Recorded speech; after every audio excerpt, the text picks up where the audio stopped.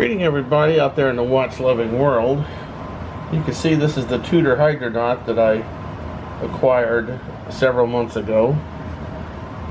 And I thought this was going to be just my retirement watch and everything. And I thought, boy, this was just the ultimate watch to have. And I thought this was my watch to end all watches. And so I'm trying to figure out what makes a watch collector. You think you get a hold of a watch like this, you think this is going to be it, and then when you get it, you have it a while, and it just falls out of favor with you, and then you end up selling it. So what makes us hunt from watch to watch, and we're always hunting that Grail watch, and I just wonder, you know, of course we understand the human condition, and that we will never be satisfied with material things.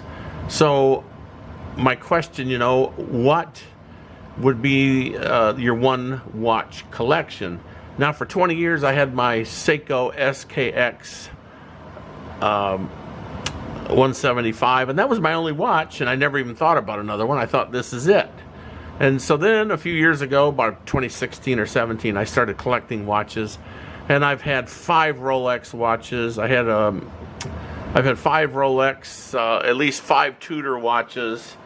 I've had 3 Omega watches, and you just wonder, you know, where is this going to end? And then you can look at a watch and tell this could be my only watch, because it has all the functions, you know, the day, the date, the time, and everything. But how much money are we going to spend chasing these elusive dreams, I guess they are, because that's what it is. A Grail watch is pretty much a dream watch that is going to end all watches. And then you kind of talk to yourself and say, well, you know, will you ever find that Grail watch? And you have to think about this. You know, you can have a $10,000 Rolex, and then with myself, I'm going to be looking at it and say, I got $10,000 on my wrist. That's just not a very practical thing to do. And so now I'm wearing a $250 Seiko watch, and it's a beautiful watch and everything. And of course, it's not too much money. It's functional. And so this is just an attraction. We have the watches and other material things like this. And you just kind of wonder, where is this going to end? Is it going to have an end? I'm always going to love watches. It's just something that I like. But am I going to spend $20,000 or $30,000 in pursuit of this Grail watch? And now I'm getting up in age and getting close to retirement. And so, you know, what could be that watch? And right now I have an Omega annual calendar, which is absolutely gorgeous watch. It's much better than most other watches, but it's an expensive watch. So for practicality reasons, I should wear the Seiko watch. It's a tough watch. It's built. It does all the functions that I need. It's beautiful, and I don't have a ton of money tied up in it. So this is just something to think about, you know, why do we pursue these things?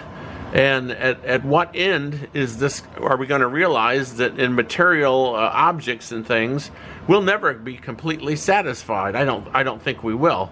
But if you like the video, hit like, hit subscribe if you get a chance. It's very important to me. And let me know what you think about this in the pursuit of the Grail watch, whichever that could be for somebody. I mean, a Grail watch could be a $1,000 Seiko, could be a $10,000 Rolex, could be a $24,000 Patek Philippe. But it's just an interesting subject. What makes us chase these things, and at what point are we going to stop and just have that one watch collection? Thank you very much for watching the video. It's just bringing up some questions, and I will see you in the next video.